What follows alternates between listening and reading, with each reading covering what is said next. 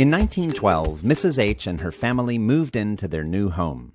The large and gloomy house had stood empty for years. They would soon discover the spooky reasons why.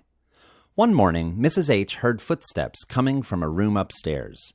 She rushed to investigate, but no one was there. A couple of days after moving in, Mr. H began to feel down in the dumps. He had no idea why. He also complained of an unseen presence behind him in the dining room. The entire family soon began to suffer from headaches and fatigue. The children grew increasingly pale and frail. Mrs. H and her children were so worn out with worry, they left the house for a short vacation. Mr. H remained.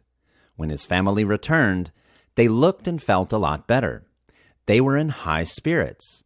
Poor Mr. H, on the other hand, had taken a turn for the worse.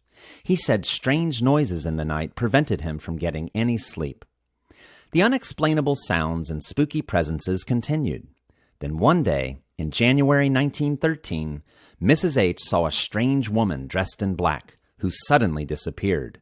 She believed it was a ghost. Mrs. H's son also complained that a big fat man woke him up. He said the ghost had sat on his chest and caused him breathing difficulties. Mr. H also claimed he was awakened by ghostly fingers trying to strangle him. During this period, all of the family's houseplants also died. The family was sure the house was haunted, but Mr. H contacted a doctor who investigated. He found that the cause of the family's problems was an old furnace in the basement. It was leaking gas into the house. The family was suffering from carbon monoxide poisoning. The family moved out immediately and got the faulty furnace fixed. When they moved back in, the disturbing sights, sounds, and sensations stopped. Although rare, the case of Mr. and Mrs. H's haunted house was not unique.